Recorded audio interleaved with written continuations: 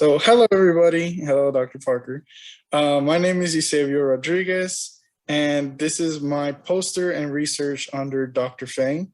It is analyzing batteries and state of charge of those batteries. So batteries are commonly used in small devices and provide portable energy use, but it's difficult to find the state of charge of these batteries without the use of complex machines over time to record the battery state of charge. And this state of charge can be illustrated in this discharge curve in the bottom corner. This curve provides us with voltage provided by the battery while the system draws a constant current. And this may take a long time to map out, which is why I propose a rapid test method for finding internal resistance of the battery. And this internal resistance can give us a sort of the idea of state of charge. And this rapid test method only uses two recorded values, which are open circuit voltage and voltage under the load. The equation shown on the right under rapid test method shows how to find internal resistance using the open circuit voltage, voltage under the load, and the resistance load. The resistance load is a 1 K ohm, and below is a labeled diagram of Thevenin voltage, Thevenin resistance, which is just labeled there as RI, internal resistance, and the load resistance, which is RL.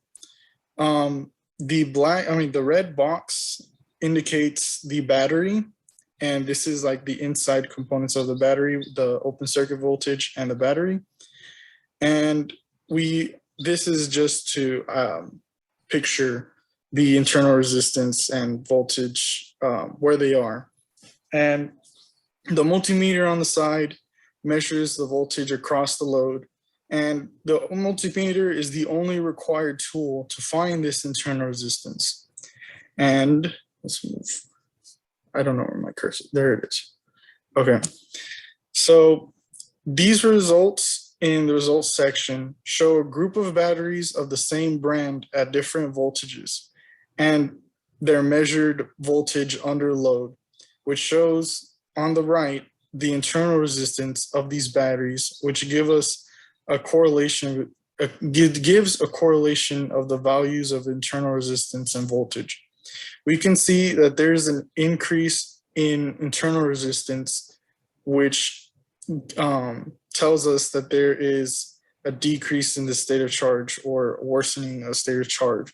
But to validate these results, we used a complex machine to as DC output, for DC output, to measure the battery A3 at a discharging current of 100 milliamps. The capacity can be seen in the chart, and towards the end is at 140 milliamp hours. But we focus on the curve, which demonstrates that the battery is in a working condition as shown by the plateau, which means that the battery can hold a steady voltage. If a battery were to be towards the end of this curve, it would demonstrate that it is nearly and completely discharged. And to conclude with all these data, we can say that there is a correlation between the internal resistance and the state of charge, with the lower resistance showing that there is still energy remaining in the battery, while higher internal resistance shows that there is less or no energy remaining in the battery. But for future tests, we want to test more batteries, different varieties, because here in the results, it shows that a subgroup of the batteries that I tested, these A group were Energizer batteries. So this results table is limited to those. But we would want to extend off to different brands, different voltages, and this would give us a better insight into finding where the batteries would, their internal resistance would be and where they would be in their state of charge.